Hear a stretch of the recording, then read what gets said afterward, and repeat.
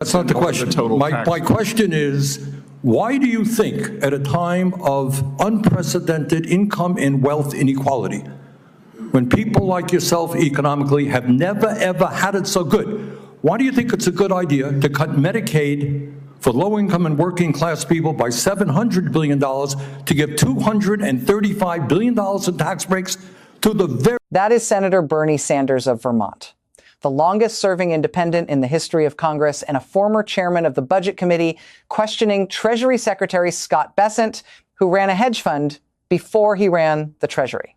Sanders is not arguing about tax policy in general. He has picked one provision out of a very large bill, and he asks the secretary to defend that one provision on its merits. He asks 4 separate times. Watch this. If you want hearings taken apart properly, subscribe. That is what keeps this going. Billionaires in office right now, leading government agencies. Is that about right, do you think? I have no idea, Senator. I think that's what the number is. Do you think it's a coincidence, given the large number of billionaires in the Trump administration, that this particular piece of legislation would provide $235 billion in tax breaks to the top 0.2% by expanding the exemptions in the estate tax? Senator, I will tell you that when the 2017 Tax Cuts and Jobs Act passed, my tax rate went up. Well, I don't know your exact situation, but I can tell you. Tell me about how many people do you think are in the top 0.2%? Sorry? Number of people in the top 0.2% who would benefit from this particular $235 billion tax break. Well, I know the top 10% is right. now paying 7. Start with what the provision actually is, because the name hides it. The estate tax applies only to fortunes above an exemption, and the exemption was already so high that the overwhelming majority of American estates never touch it. The bill Sanders is asking about extends the doubled exemption, and the estimated cost of that extension over 10 years is $235 billion. That money does not go to earners. It goes to heirs. Sanders says the beneficiaries are the top 0.2%, perhaps a few hundred families, and that the savings land on the children of billionaires after the billionaires die. There is an answer to the question Sanders asks, and it did not come from the witness table. It came from the calendar. That provision became law. The president signed the bill on the 4th of July, 2025. Starting this year, the estate tax exemption stands at $15 million per person, $30 million for a couple, and it rises with inflation from here permanently. Sanders asked the Treasury Secretary to justify it in front of the country. The bill passed without the justification. For scale, even before this change, only a fraction of 1% of American estates were large enough to owe the tax at all. Raising the line does not reach down to farms and shops. It lifts the ceiling for the estates that were already above it. That is why Sanders keeps refusing to argue about taxes in general and keeps pointing at one line in the bill. Very, very richest people in this country, perhaps a few hundred families. Please justify that and tell me about that. Well, Senator, I don't know, but the Democrats had the trifecta, and there was no tax increase or wealth tax on billionaires. You choose. I'm not talking about a tax. You chose not Mr. to do Bessent, that, I am not talking about a wealth tax. Explain. A few hundred of the wealthiest families in this country, $235 billion tax break. Explain to the American people why you think that's a great idea. I think that this will increase small businesses substantially. That most small businesses, they are... Has zero to do, come on, you're smarter than that.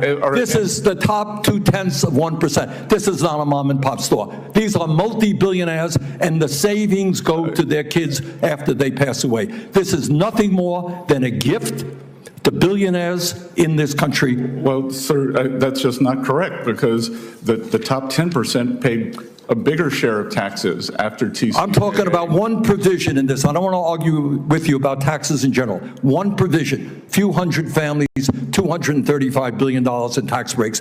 Watch the 4 exits and watch him close each one. First, the personal deflection. Bessent says his own tax rate went up under the 2017 law. Sanders does not care about the secretary's return. Second, the whataboutism. Bessent says the Democrats had the trifecta and never passed a wealth tax. Sanders says he is not asking about a wealth tax. Third, the aggregate statistic. Bessent says the top 10% now pays a bigger share of all taxes, which is a true sentence about a different subject, and he returns to it twice. Fourth, small business. He says the change will help small businesses substantially. At these exemption levels, it cannot. And a state has to clear tens of millions of dollars before the tax applies at all. That is the moment Sanders says, come on, you are smarter than that. Can't justify that because morally it is totally unjustifiable. Let me ask you another question. If you guys want to cut $1 trillion in Medicaid and the Affordable Care Act, the estimate from CBO, I believe, is that over 15 million people lose their health insurance. Yale University and the University of Pennsylvania estimated that when you throw that many low-income and working-class people off of health care, some 50,000 people a year will die.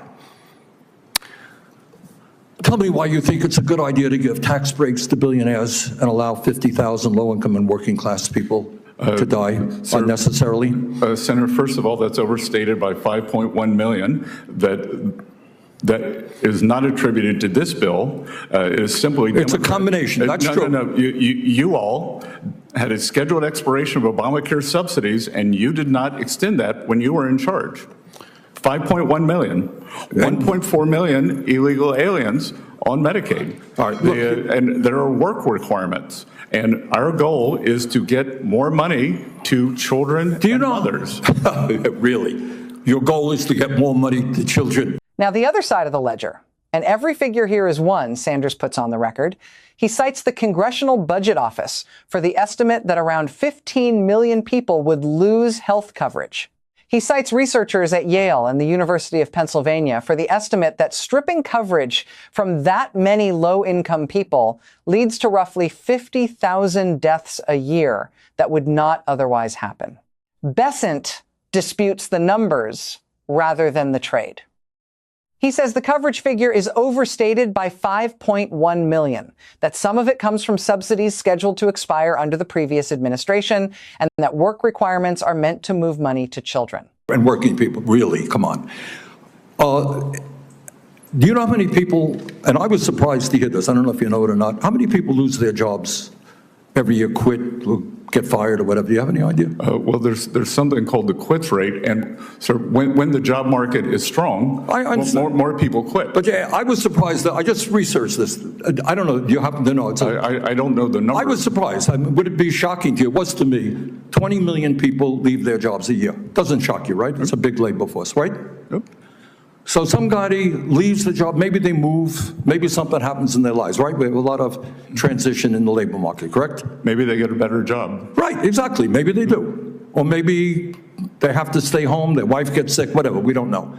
But 20 million people lose their jobs in a given year, leave their jobs in a given year. Are those people lazy?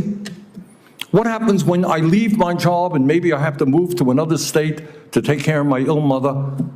And I desperately need Medicaid. Am I too lazy now to be able to get Medicaid? I think that's a mischaracterization of the work requirement. Really? Well, I'm not quite so sure it is. So Sanders asks a question that has nothing to do with ideology. How many Americans leave a job in a given year? The secretary does not know. The number is around 20 million. People quit, get laid off, move, take something better, or stop working because someone at home got sick. Then Sanders builds the case out of that number. If you leave your job to move states and care for an ill mother, and you need coverage during the gap, does a work requirement decide you are lazy? Bessent calls that a mischaracterization. He does not say what else happens to that person. That is the whole argument about work requirements in one exchange. They are written for a population of the permanently idle, and they land on people in the ordinary transitions of working life. Investor Summit, all those things are not Main Street, right? Main Street is an auto body repair, a specialty printer. So my concern is on the tariffs. Who pays tariffs, Mr. Secretary?